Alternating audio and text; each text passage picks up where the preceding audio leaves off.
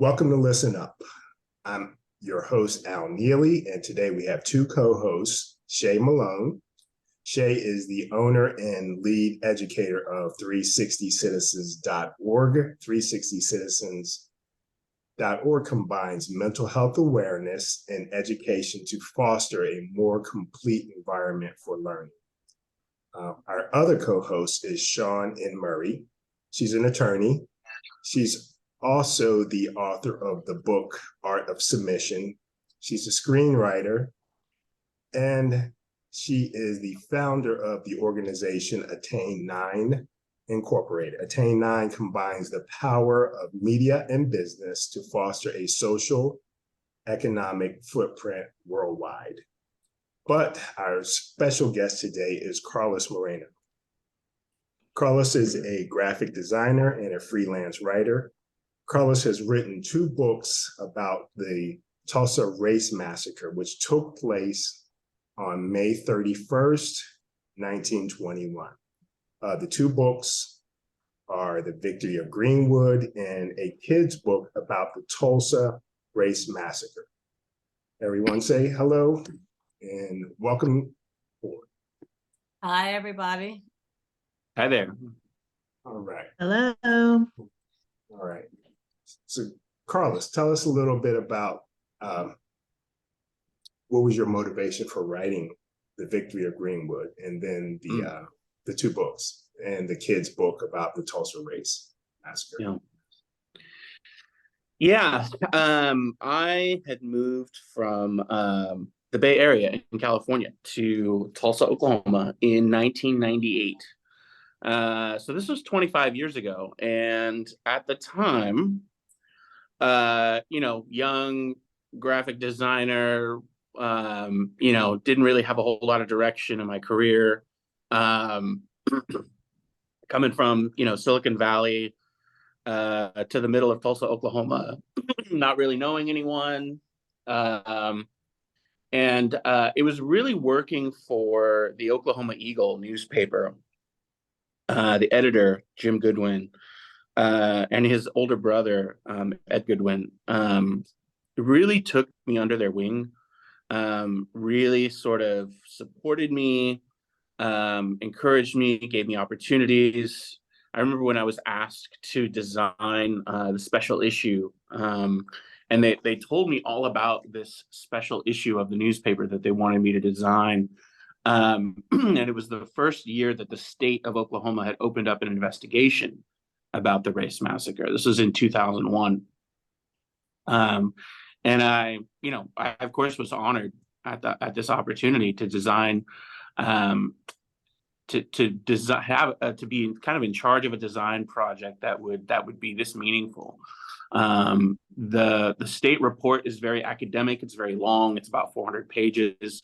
But they really wanted this special issue to kind of break this down and really talk about the massacre and talk about Greenwood in ways that all of their readers could understand. So we spent that whole entire summer really working on the design of the issue, sourcing photography, talking to elders in the community. And at the time, remember 25 years ago, there were a lot of elders living in the Greenwood community who had been through the massacre, who had survived it, came out of the other side of it, and knew what it was like to have this neighborhood of Greenwood be successful, be very prosperous, and then be destroyed in 1921, and then come back afterwards. A lot of the stories that the elders told me about was not necessarily about the massacre itself, but about how Greenwood rebuilt from that. And so the Victory of Greenwood were a lot of those people in their hundreds at that time? They were like around 102, 107. I know of one. They were definitely up in age. I know. Yeah. I mean, we're probably talking about at certainly 80s and 90s, at least. Yeah, at the time. Yeah. Yeah, for sure. Because when they spoke before Congress, they were already in their hundreds. I'm sure some of those people were the same people you spoke to. I actually did not know Mother Fletcher and the two other the two other remaining survivors, I didn't know them back in '98 and the kind of the early 2000s when I first started working on this.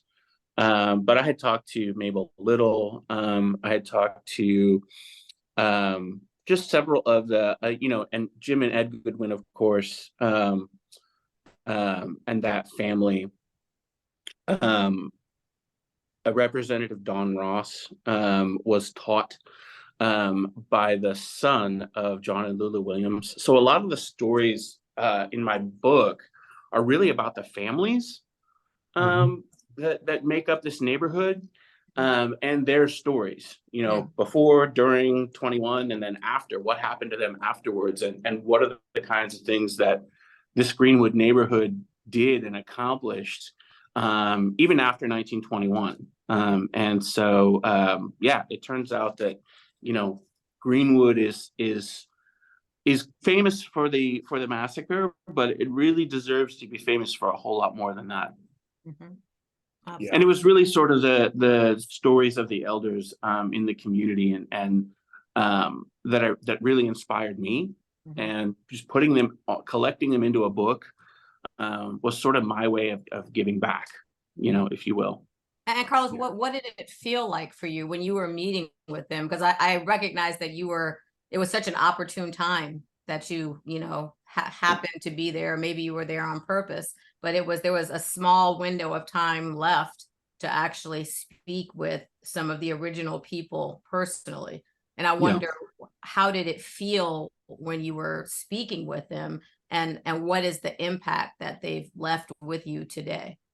Right. It really was a huge honor, and still is, to be involved in the community and to continue to have conversations with elders in the community. I grew up, my mom came from Mexico City. My dad's family is also Mexican, from Texas. In my culture, listening to elders and hearing elders' stories is incredibly important. And it was something that really provided me with a lot of kind of, I was saying earlier, support and guidance when I didn't have any. It was really kind of the elders of the community that recognized that I had a talent, or recognized that I wanted to have this information and wanted to publish it and share it and do something with it. So it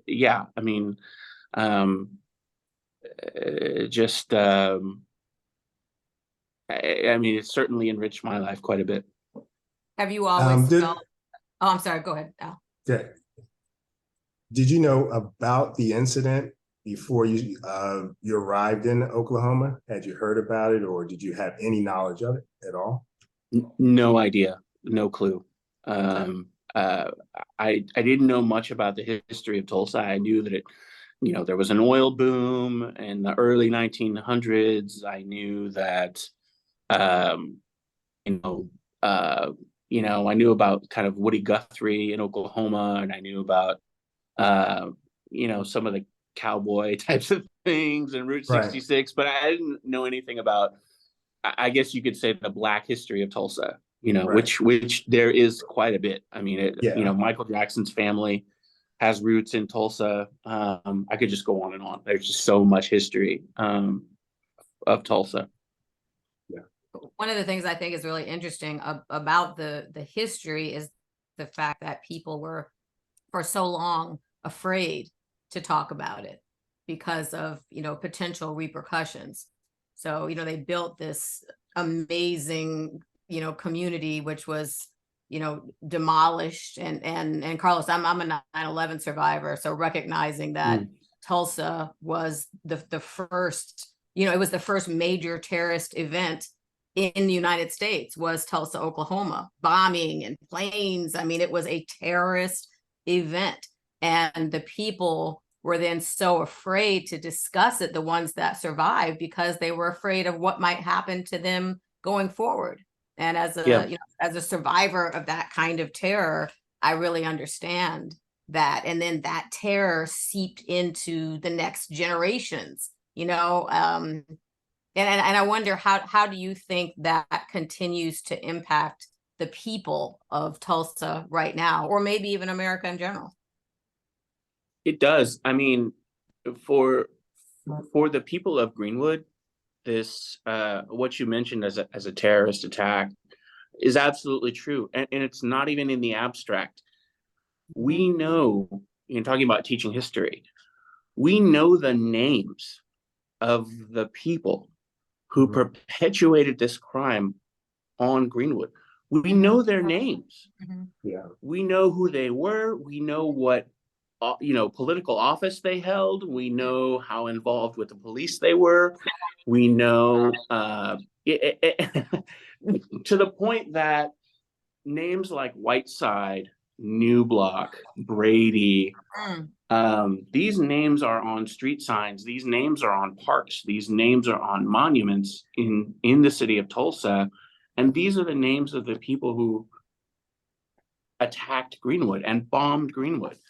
Every time you see Sinclair gas station, the green Brontosaurus, every time you see that gas station, that company and Harry Sinclair individually purchased the fuel for the airplanes and purchased the turpentine that was dropped from the airplanes to bomb the neighborhood. So every time you're driving around and you see that gas station, that is an attacker of this neighborhood. That is one of the terrorists who committed this crime, and so it's not something that's like, oh, we have this fear that's abstract or nebulous, or we don't know where it's going to come from. They know exactly where it's coming from. They know exactly where it's coming from, and who this was. And so, like, in saying all of that, I think you have very well described Tulsa and Greenwood as a microcosm of really what happened all across the US, because Greenwood is one of the most notable, but it is by far not the only. It happened all across the US. And you have one community that was trying to thrive and was silenced and shut down and harmed. And you have another community that, despite being the causers of the harm, continue to have this legacy of wealth and corporation. And so when people talk about like race issues being in the past and those, like, we've moved past these things, a lot of that comes from that ignorance of these stories not being told. So first, I want to thank you for telling that story, giving us another place to have an outlet where people can learn that this is really what America is like. But also, I would ask, like, currently, how do we get more people to understand that this is an issue? Because I think a lot of the back and forth we see on racial issues, even the recent shooting where they talked about it being racially motivated versus being a hate crime, right? How do we get it to where more people have the knowledge of the actual history of America? Yeah. One of the things that, so I wrote my, I researched the book for many, many years. After the special issue came out in 2001, there was a lawsuit filed, and it went all to the Supreme Court in 2005. The Supreme Court at the time refused to hear the case, so the whole thing was dropped in 2005. And another lawsuit started up right around the centennial and the same time as my book came out in 2021. And then, it's been a couple of years since then. And kind of what I'm noticing in 2005, everyone's sort of like, there's a lot of momentum around the lawsuit. There's a lot of momentum around let's work on healing these racial divides that we have in Tulsa. That all sort of went away when the lawsuit went away. And after 2005, nobody really wanted to talk about anything. And I've noticed that this is different. So we're 2 years out from the centennial. The national spotlight has gone away. The TV cameras have gone away. The documentarians have gone away. So when there's no History Channel and there's no MSNBC to put a camera on what's going on, the community is still talking about it, which I really appreciate. And the other thing I've noticed is that this history is so dense. There's so much to it. And we're still, I think it's just taken people a lot of time to process all of the information that we now know. We're not quite at the point where, for example, what I just said about Newblock and Brady and Sinclair and Whiteside and some of these other names, who were members of the Ku Klux Klan, who were their lives and their activities and the things that they did in business and in leadership for the city are very, very well documented. I don't think we've come to an understanding yet of making that connection of who those people are who perpetrated the attack on Greenwood. That's intentional. I don't think that that as a city we've had that conversation yet. Yeah. And kind of one of the things that I'm pushing on is, can there be more of a conversation with white families in Tulsa whose descendants may have been members of the Ku Klux Klan, whose descendants may have served on the police force at the time, who may have been in Greenwood setting fires, who may have been deputized by the police to attack this neighborhood and attack the people, or who may have served on the National Guard to detain the more than 3,000 people that was 3,000 people that we know were detained in 3 separate concentration camps in the weeks following the massacre. So can we have those conversations? And I think that to the extent that we can is probably going to determine how far and how fast Tulsa is willing to go in terms of really fixing these issues. Did you want to say something, Sean? But I have a question. Yeah, I'll come back to that then.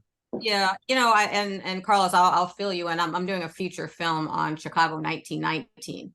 So just a couple of years before. And right. So I've studied, Red Summer 1919, of Yes. course, about Tulsa. And I think just to your comments on, conversations and, my opinion, I think we're past conversation. Like I don't think anything's ever going to happen to those people.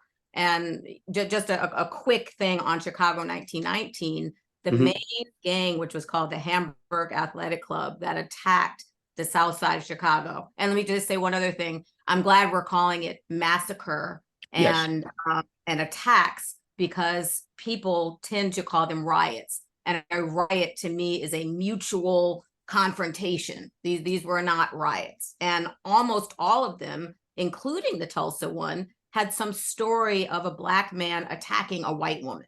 That they use that as the fuel to, have the greatest level of explosion. Yes. But in Chicago, what's interesting, the leader of the Hamburg Athletic Club was Daley, the guy who eventually became the mayor.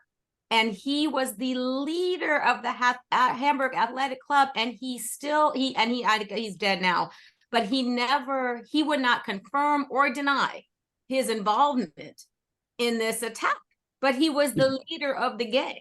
So the reason I bring that up is because the people you're talking about they were the leaders of the gang who are now the owners of commercial business, commercial real estate, they're the financiers. So to me, nothing is going to happen to those people. What is going to happen is that by having these conversations, creating media like you did, with your 2 books, creating media like I am with Chicago 1919. What we need to do is change the mindsets of the people who exist today, particularly, and I love the fact that you did a children's book, right? Particularly the kids, the teenagers, the gangbangers who don't understand where the rage that they have comes from. And like you, when I started mine in 2016, we weren't at a point of not only devaluing history, but destroying it. So we have to continue to carry on that legacy of history, and the change is going to only come from us. That's what I think. Yeah, 100%. 100%. I started reading the book and didn't get a chance to finish it, but one of the people in the book that I was intrigued about was J.B. Stratford. Yes. And it's amazing to me that he had been prosecuted for inciting the riot. What are your thoughts about the local government charging him for inciting that incident? Yeah, so there's actually or tell us about it. Yeah. There's a very technical legal reason why that happened. Okay. There were business owners who filed several lawsuits because insurance companies would not pay out claims for fire loss. So here you have a community of business owners. Their businesses have been burned down. So they've suffered business losses. They've suffered personal losses in their homes. Likely family members have been injured or killed. This community of business owners files with insurance companies, to try and reclaim some of the loss for some of the business for what they've lost. And the insurance companies basically throw up their hands and say, we don't know what to do, because you got to understand, this is the first time that an attack on this scale is perpetrated upon a neighborhood, an entire neighborhood. When the Red Cross came in the day after on June 1st, Walter White, who led the Red Cross relief effort, he understood that this was the first time the Red Cross was having to provide services and support for a man-made disaster. Previous to this, the Red Cross had only come in and provided help, support for things like tornadoes and earthquakes and, acts of God, so to speak. This was an act of man. Yes. Right. So the Red Cross doesn't know what to do. The insurance companies don't know what to do. The city, the mayor comes in, and the city commission, which at the today it's called the city council, and the chamber. So you have the leaders of the city going, well, okay, our response is going to be to to blame the attack on the Black residents of Greenwood, to criminally charge 56 men for inciting a riot. And if we do that, then the insurance companies can say, well, you burned down your own neighborhood, so we don't have to pay out claims. That so happens now today. the burden, the legal burden is on Greenwood to prove that they're not the ones who did this. Gotcha. And so in all these court cases, there's about 5,000 pages of court case files that I'm still going through. I've only read a couple of the cases, and Stratford's one of them. Jackson Undertaking is another, and there's a few others that I've read, but in 5,000 pages of court case files, it's a lot to go through.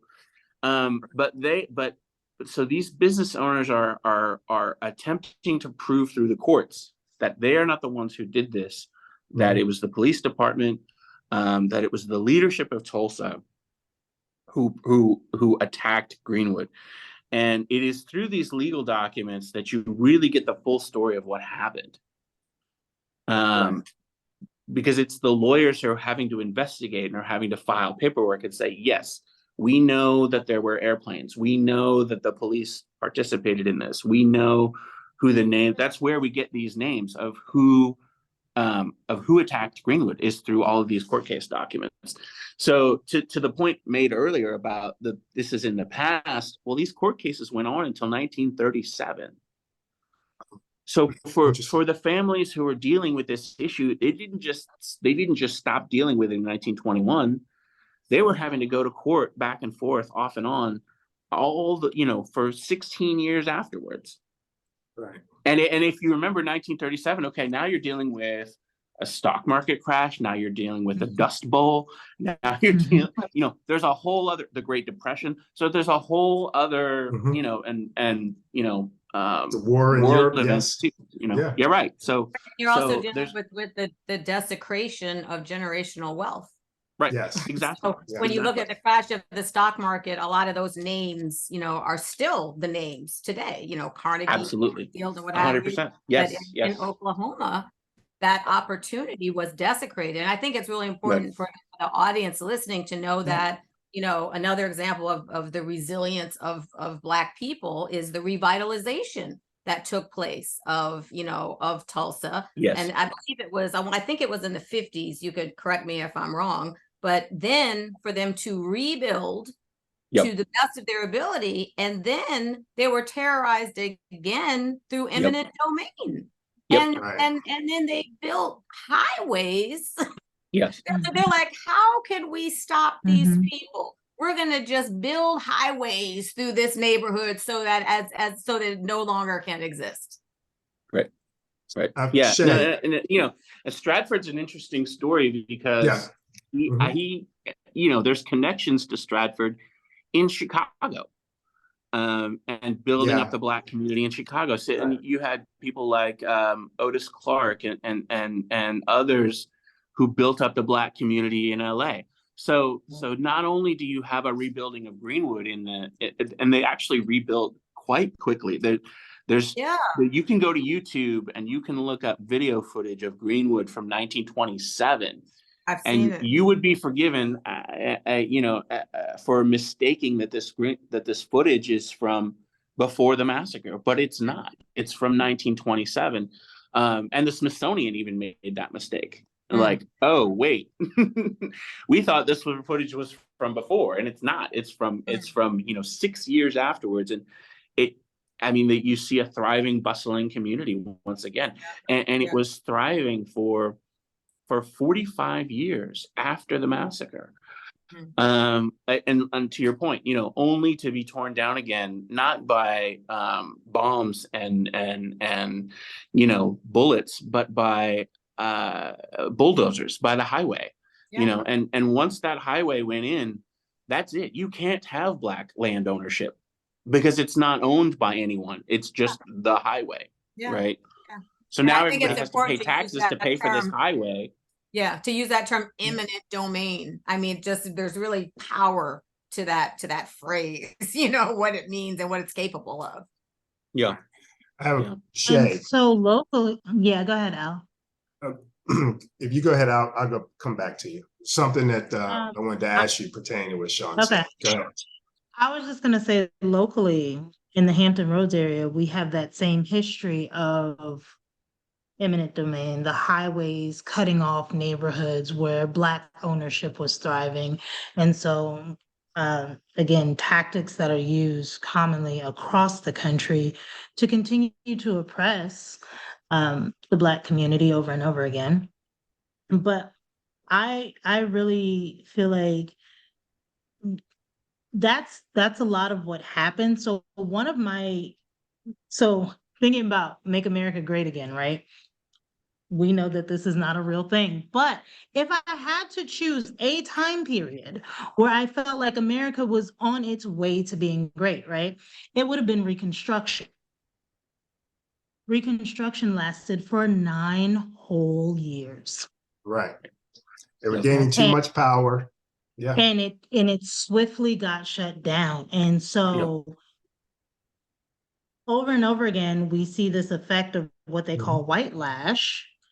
And with the knowledge, with the history, with I call this the age of freedom, because now we're able to move in ways that we haven't been able to move before. But how do we harness all of that to effectively counter white lash that we're still seeing in, especially like in Florida and Texas, and it's everywhere, but those are like shining stars of we are Right. going to go backwards. Oklahoma is a big one. Oklahoma is a big one. We passed, the state passed. I objected to this highly, but a state bill called House Bill 1775. And 1775 says in the state of Oklahoma, you cannot teach history that's going to make someone uncomfortable. Mm. Oh my Now, gosh. you know as well as I do that they're not going to worry about whether the teaching of the colonization of this country makes somebody like me uncomfortable, who has family going back 6 generations in Texas from before Texas was a state, right? So nobody's going to ask if that makes me uncomfortable, or my daughter in her history, U.S. history class. But they are going to question whether the teaching of the 1921 Race Massacre might make some descendants of white families who may have participated in the attack on Greenwood or were deputized by the police to burn down the neighborhood. We're gonna pass a law to protect them because they cannot be made to feel uncomfortable, right? And so that's one of the things that we're dealing with in Oklahoma. And throughout the country. Right. And I think to your point, Shay, to me, all that, make America great, and then these new laws that are popping up all over, what they're honing in on is education. And they're honing in on absolutely. education. 100%. Education is where we have power. I read somewhere, Carlos, and I'm sure you can fill in the details, but I think I read somewhere that there was I believe a school that was named after Frederick Douglass in Tulsa, which was turned into, I don't know, like a jailhouse or something like that. Is that accurate? I have not heard that story. I will have to look that up. Okay. Thank you. Okay, yeah. I thought, because I read it somewhere and I was like, wow, it was just such a shining example of, taking someone like Frederick Douglass, who was an educator and a politician, and, to have a school named after him. And now all of a sudden it's like some shanty jailhouse somewhere. But all of this talk about, history, it's designed to prevent us from being educated enough to know how to empower ourselves to do extraordinary things. And we know we're capable of it because we've done it a multitude of times, Right. Multiple times. Also, not just to empower the Black community, Hispanic communities, Asian communities, but to keep them from aligning with white communities. Because that is when everybody can see the same picture and everybody's upset about it. Like, this is what got Martin Luther King shut down. It was not, it was his civil rights work, but once he started doing economics and everybody was on the same page about, hey, we all need to fight, that's when he really started to have issues more so than before. Yeah. Al, what were you going to say? Well, we're not letting Al talk. we're past that. Well, I'm not supposed to. I'm here for you guys to facilitate everything. But that's one of the things that gets me to the point where how they'll take I can't understand why they use, well, I do understand why, but Martin Luther King, they take him out of context so often, and they just take little bits of his speeches and they use them in a way where it benefits them. And I try to explain to them that that's not what he means. Today, if Martin Luther King was alive, they would consider him a Black Lives Matter advocate, pretty much. Yeah. And I'm glad you brought that up, and in the context of education, because if you go and you read Where Do We Go From Here, Chaos or Community, Right. you really get an understanding of the picture that Martin Luther King is forming about how, we call ourselves progressive. Right. So what progressive? Okay, what does progress mean? What is that about? How do we achieve it? And for him to go on a sort of a sabbatical to Jamaica and for a year, I think, and come back and write this book and publish it, and it is sort of the theories that come out of that book are what landed him into such, not that he wasn't followed and attacked previously, but really he landed him in a giant, joining labor strikes and things like that. To have that bigger picture, to have the context, right? Absolutely. And I really think that the same thing has been bringing it back to 1921 in Tulsa. I think the same thing is being done in a way to take figures like Gurley and Stratford and Smitherman and say, they were wealthy and they built Greenwood and then it was burned down and nothing's happened for 100 years, right? And that's Right. That's not the right narrative, right? You really need to go through and understand somebody like B.C. Franklin, he's the gentleman who's on the cover of my book, living in this Reconstruction period, understanding what it meant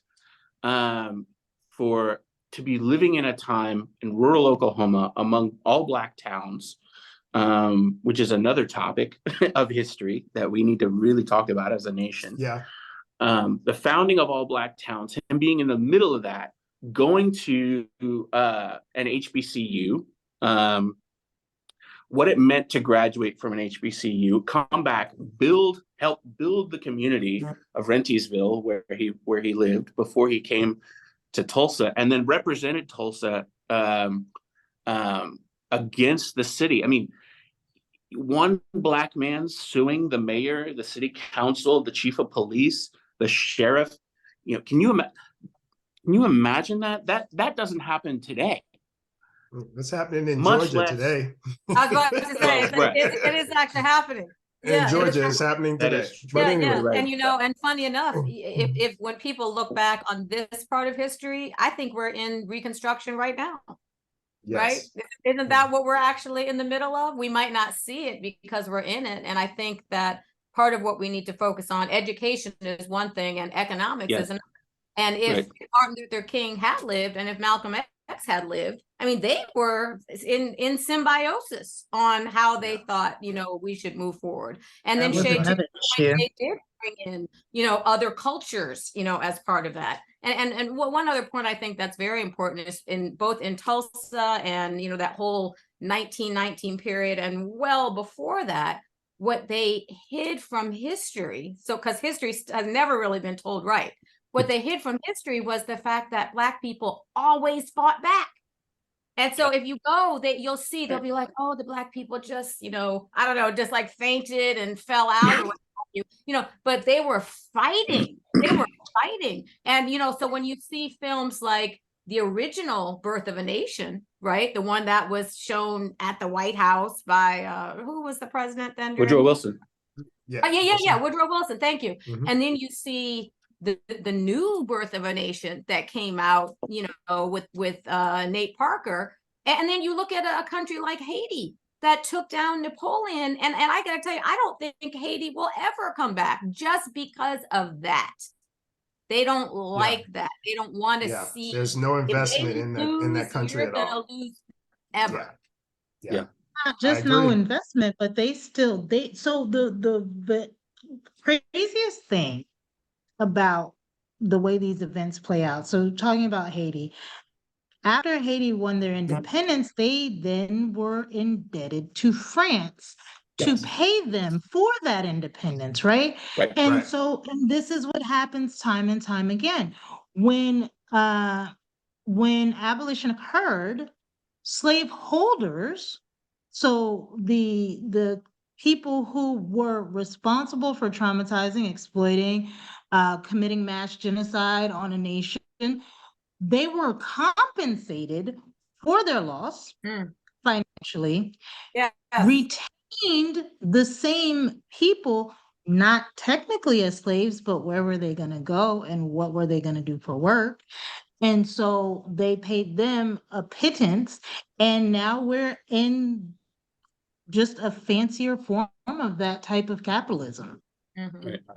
I mean, Yeah. look at just the map of the world and how they show Africa like it's some little, Mhm. some little dot. Like, and we all grew up with that. We literally grew up with that map being literally like melted into our minds of total misinformation. It's amazing that, when you look at America as a whole, the stuff that we're going through now, none of it is new.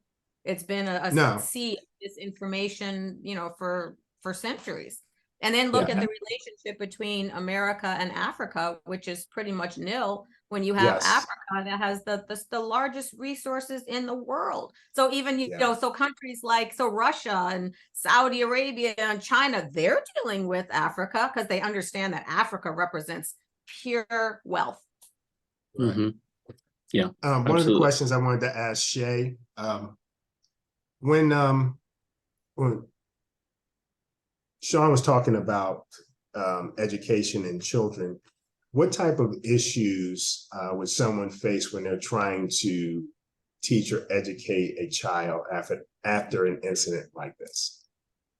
Yeah. Oh my gosh. I think you do it. I think you do this a lot. So I'm just curious. Okay, so I have a lot of thoughts here. I'm going to try and distill into a very short period of time. So, okay, so earlier I referred to this as what I call the age of freedom. Until I would say the 80s, the primary goal of most traumatized and oppressed peoples in this country was survival.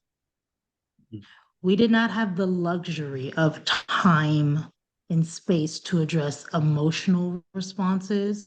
We did not have the time or space to talk about what had happened, to process what had happened. And again, the other half of my background is mental health. And so I understand the huge impact that trauma has on development, that trauma has on education. And there's still so much unprocessed trauma that even now, as we begin to talk about it, there's still so much that people don't understand and recognize in themselves. The resilience of oppressed communities in this country is mind-blowing, because even the continuing to build and thrive and strive, but one of the things is, if you're going to talk about this with children, and you should talk about this with small children. We should be educating children about race in this country from the age of about 3 or 4, when they begin to recognize that people have different colors in their skin. Yep. Okay. And so we don't talk about it as a social construct until a little bit later, but even acknowledging that, because the thing that whiteness does is they're taught that we don't talk about race because it's racist to acknowledge that people are different. And so what we now know is that that actually makes people more racist, because now there's shame around it, but it's an unidentified shame and you don't know where it comes from. And so this is all connected to now why we have, well, we can't talk about history that makes white people feel bad, because there's already all this shame and anxiety around race. Right. Because we haven't been talking about it in a matter-of-fact way, in an educational way. Yeah. And so, yeah. Yeah, I Yeah. just love what you're saying so much. And I think a point is, not only does it make white people uncomfortable, it makes Black people uncomfortable too, because we're talking about trauma. And, I mentioned, and I'm trying not to cry, because, as a 9/11 survivor, when I watched stories of the Tulsa massacre and I listened to them talk about the story, it's the same thing I experienced. Right. It's exactly the same, but it was an attack on America, and I live with that same trauma which is, Shay, unprocessed, you know, to your point. And what I do, the way I deal with it is trying to make the world better. That's the only thing I have to do. Of course. You know, a few months after I'd published The Victory of Greenwood, I was approached by a kids company in Portland, and they were looking for somebody who knew a lot about the history of Greenwood, but didn't have a political agenda.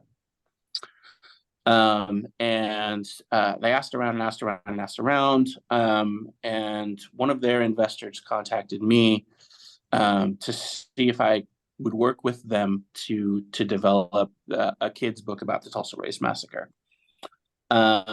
And this was the first book where a kids company was dealing with a historical issue. They have a series of books, a kid's book about depression, a kid's book about anxiety, a kid's book about gender, a kid's book about creativity, a kid's book about divorce, a kid's book about, it's a whole, I think they have about 50 books. And all of the books are designed to have challenging conversations between children and their families, and a lot of these topics, especially around mental health, are topics that parents, families find it very, very difficult to have with the kids. The kids don't have any problems. The kids are open. The kids are curious. The kids are ready to have these conversations. These are issues with family, with emotions, with things that kids are hearing about. The kids are already dealing with this stuff. Mm-hmm. Kids are already hearing about it. They already know about it. It's the parents that sometimes we don't know how to talk about things. We don't know, are we being too academic or not explaining things more simply enough, or are we going to hurt our children by talking about this with them? Are they too young? All these questions that we have as parents. And so this book series, I just really loved it and was inspired by what the company is doing to break this down and for families to have a tool that they can read this book to their children and have a conversation about it. The book is not designed to just read it and then, okay, kid, now go do whatever it is you're going to do, right? It's designed to sit down and have this dialogue back and forth. And so it's an incredible process that we went through to write the book. And I'm really proud of the results. I've read it at bookstores. I've read it at schools, at elementary schools, and I'm surprised at how much the children understand the topics. Carlos, can you understand where do we go from here, right? Like we have to keep talking and keep having relationships with people who don't look like us, who don't have the same experiences we do, who don't eat the same food or listen to the same music, and it's our lives are richer for having these conversations. Carlos, can you say the name of the children's book? Yeah, it's a kid's book about the Tulsa Race Massacre. Perfect. And Shay, I wonder, from your perspective, do you think that some fear on the parents' part goes back to the generational fear of persecution and death? 100%. And I would say not just fear of persecution and death, but also fear of accountability. Now, what do you mean by that? So in order to oppress someone and to grow up so America is built on trauma, okay? In order to grow up in that environment where you're actively having to dehumanize someone that is human, you have to go through mental gymnastics, okay? There's a lot of power and control issues that have to be maintained in order to maintain this hierarchy, right? And so, and you can't be accountable for that. Like you, you can't say, I know that we have slaves and it's not the right thing to do. Like you have to make it okay. Oh, I So you see. have to, like, we have whole communities that were participating in these traumatic events as Mhm, the perpetrators or mhm, as the those being persecuted, and the children were there. mhm. Okay. So like when you look at the history of picnics, Yeah, Picca, right? many. Mhm. And yeah, and you have children participating in all of this. Well, those children grow up and they Yeah. have this internal conflict.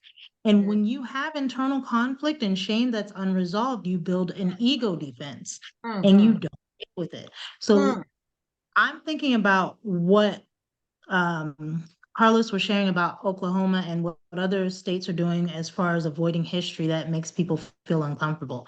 Mm. One of the things I realized is that in this country, the reason that it's so uncomfortable is that avoidance of accountability, but it's also the fear of empowering and elevating the other because emancipation, abolition did not occur only in Black, Native, Hispanic, Asian communities.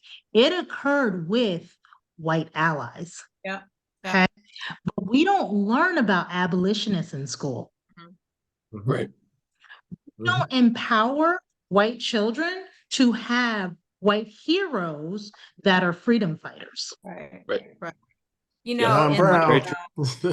in the film about Harriet Tubman, the feature film that they did, Mhm.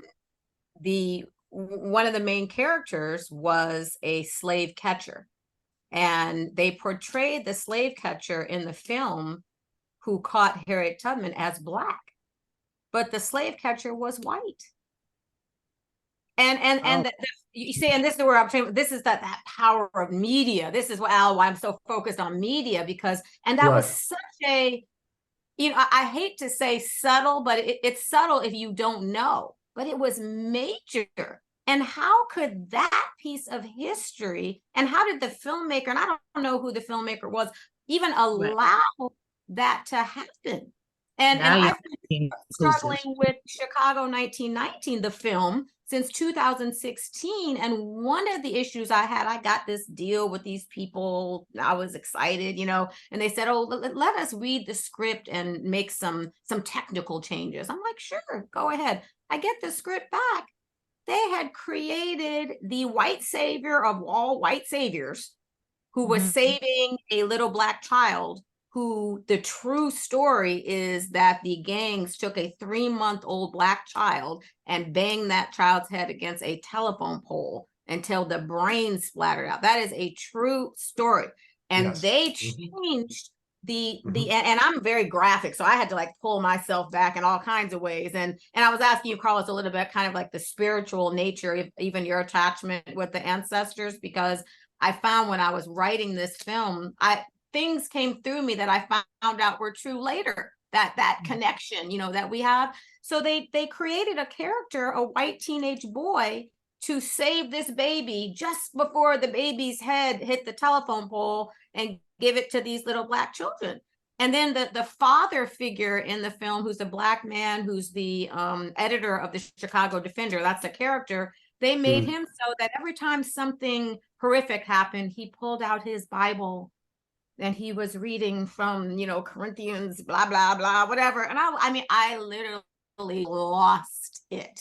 And I am Yeah. not, I can be, I can be aggressive, but I think I'm pretty low key. Maybe I'm not, you know what I'm saying? And maybe I'm not compared to what I've actually encountered. But I mean, I was like, what I just could not believe that they were trying to pull this crap. I was like, absolutely not. No, done. We're No. done. We're Right. done. Right. Right. Well, It's so important to really treat this history with respect and yes. Mhm. not try And to accuracy. and accuracy, respect, accuracy. It may not fit the Hollywood, we got to tell the story this way. But then we got to create our own movie studios, right? There were movie studios. So I wrote a chapter about John and Lulu Williams and how enterprising Lulu Williams was to own a chain of movie theaters. So somebody's gonna have to correct me, but I believe in terms of Hollywood history, she's the first person, not the first woman or the first Black woman, or she's the first person, period, to own a chain of movie theaters. Tell me the name again. What was her name? Lula Williams. Leg? Lula, L-O-U-L-A. Oh, Lula Williams. Okay. Williams. Lula Williams, right. Okay. Yes, I'm familiar with her. And to talk about one of those things about thinking you would know and then finding out it's true. That happened to me with Lula Williams. Just really kind of, I felt myself almost living the history, in some of these chapters. And especially, I did the bulk of the actual writing during the pandemic. And that was a trip. But to kind of have that isolation and just be kind of soaked in all these historical documents and just my mind kind of being there in the time period with some of these families.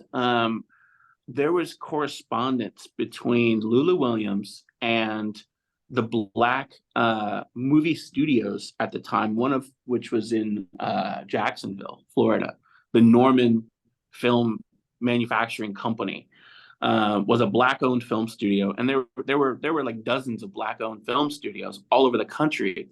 Wow, and that's something that doesn't even exist today, Right. But it was Lula Williams was kind of tapping into this movie industry to be able to tell the stories, right? Of tell Black stories during this time. What This is happened, early. What happened? What happened? To the film studios? Yeah, and to her, what happened? Consolidation. I mean, it's all money, right? So during the Great Depression, a lot of these film studios couldn't survive, but a lot of them sold too to sort of to LA and to Hollywood. Hollywood kind of snatches up all these little tiny independent studios and makes them into the the MGMs and the Warner and all this big studios that we have today. And Lula Williams was kind of a victim of this too. She rebuilt her movie theater. She was one of the first business owners to rebuild in Greenwood.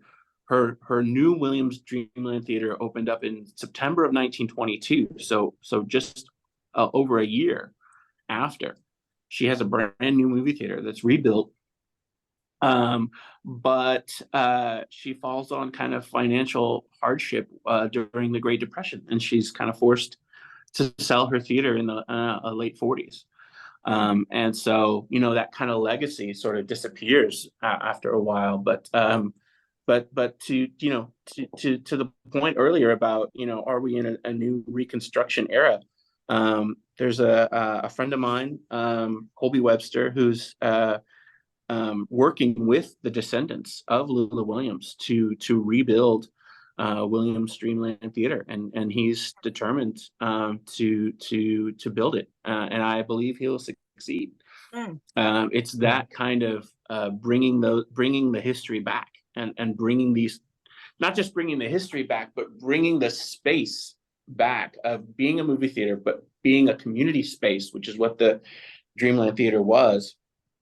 A community space, a gathering space, a real place that's kind of by and for Greenwood. To bring that back would be tremendous, and kind of, Go ahead. yeah, kind of be put a stake in the ground of we're going to rebuild, we're going to be in a new Reconstruction to do this again. I love how you just organically, or how this conversation just organically evolved in the way that I always love for it to evolve, which is what's on the other side. What's where does that hope live? And because we go through trauma and then hopefully, Shay, we have some kind of healing. We don't always, you know, we have our own levels of healing, I guess, and our levels of resilience. But then on the other side of that is the hope. And what is the action that follows the hope? And I think, Carlos, you just identified something that I never knew. I knew about Dreamland Theater. I didn't know this background of Lula Williams. And it just makes me so excited to know that there is something growing out of, you know, this history that can be so positive. And everybody needs to know that this is something that's growing out of that. And we never hear about that. Yeah. And so we're gonna have to bring this to a conclusion, but yeah.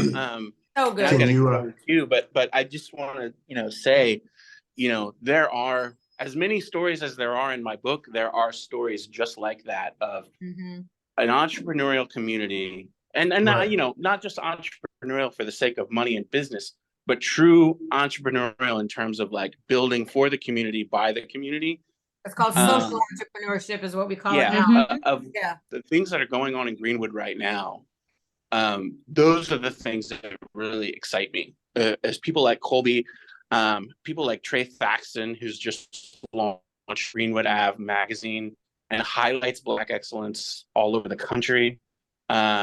People like Coop, Vanita Cooper, who owns Silhouette sneakers. You know, the things that she's doing in her business. There's just Terrence Billingsley with Black Tech Street is like a national movement. All of these things that are coming out of Greenwood are just as amazing as what came out of Greenwood in 1921 and in the 40s, right? We're seeing kind of a third kind of rebuilding and resurgence. So those are the kinds of things that really excite me. All right. Carlos, tell everybody where they can find you or follow you. So I have a website, thevictoryofgreenwood.com, which talks about kind of the work I've done, the book, and a couple of other projects. You can find the book on Amazon, The Victory of Greenwood. And if you go to akidsco, kidsco.com, you can find the children's book and all the other wonderful books that they have. Excellent. Okay. Excellent. Thank you. Great work, Carlos. Yes, absolutely. Sean, would you like to let everybody know where they can find or follow you? Oh, you can find me at Sean and Murray Esquire, kind of everywhere. Instagram, Facebook, LinkedIn, whatever. I'm all there. It's the same way. Sean and Murray Esquire. Easy. Shay? And attain9.com. Attain9.com. Yes. Shay? Is this really one? Yeah. Are you in the right spot? So mine Shay? is 360 Citizens, and it's 360 Citizens, and I am Facebook, Instagram, website. I should come up. Shay Malone is the personal name that you can find me at. So nice to meet you. You too. It's been a pleasure. Thank you so much. Al, thanks for bringing this together. You're the Yes. creator. Great. I thank everyone for their participation. And that concludes today's episode of Listen Up. We'll see you next time on Listen Up.